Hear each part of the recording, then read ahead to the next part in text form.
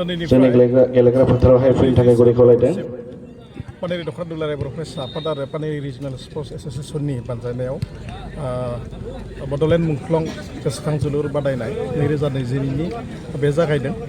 दा दिनै फुंनि समाव जोंहा जिथु फरायसा आफादनि फिरफिला बिरहोनाय आरो लोगोसे पानेरि रिजनेल स्पर्टस एस'सिएशननि दिमाकुसि उसु फुटबल क्लाबनि मेनेजार बिथांखौ गांसे आर'नाइजों बरायनो थाखाय खावलायबाय। साबायखर आदा बिथांनिसिम। दैमाकुसिनि जिउसु दा बे समाव हानजा बिथांमोननि गेजेराव सिनायथि होनाय हाबाफारिया बेखिनियावनो दोनथ'नाय जाबाय। 26 अक्ट'सिम बे गेलेनायखौ लोगोसे मोनसे फोसावनाय गासै गाबोननि माने जि जानो गोनां नैथि हानजा एबा क्लाबफ्रा बाहागो लादों।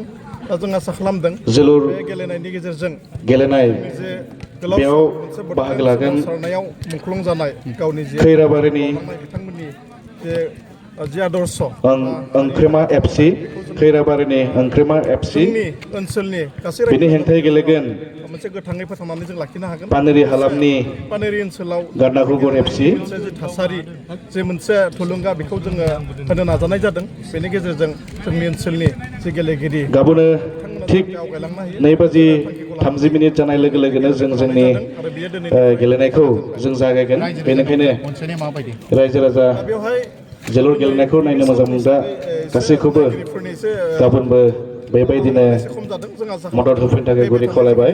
बेवहाय निस्सय गासैबो रायजो राजाफ्रा गेलेनायखौ नायफैगोन आरो बाहागो लाफैगोन जों बेखौ आसा खालामदों।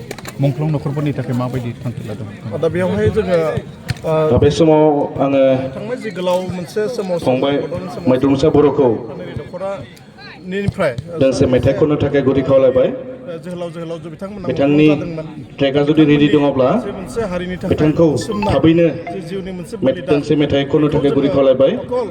जोंहा समनि आंखाल। गेजेरजों गोसोखांबाल' जानाय नङा।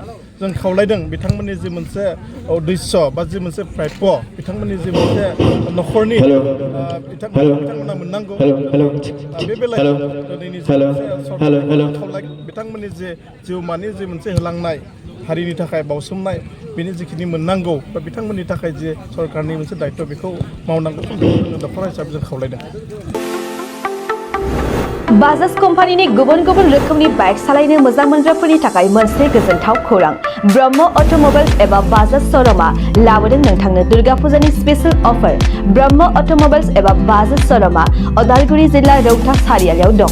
खोब खम बेसेनावनो एबा 9,999 डाउन पेमेन्ट होनानैनो नोंथाङा बाजाज कम्पानिनि गुबुन गुबुन रोखोमनि बाइकफोरखौ लानो हागोन। बाइकजों लोगोसे स्पेशल गिफ्ट पेकबो मोननो हागोन। स्पेशल गिफ्ट पेकआव हेलमेट आरो 5 लिटार पेट्रल हरनाय जागोन। बेजों लोगोसे गोजाम बाइक आरो स्कुटिफोरखौ बेयाव सोलाय सोल' खालामनायनि खाबुखौ मोनगोन। गोबांथार फोरमानलाइसि होनांगौनि गोनांथि गैया। स्पेशल अफारा 27 सेप्तेम्बरनिफ्राय 8 अक्ट'बरसिम सोलिगोन। गोबांथार मिथिनो थाखाय 9101541183 936553188 आरो 9957318292 जानबुं अनजिमायाव जगाजग खालामहरनो हागोन।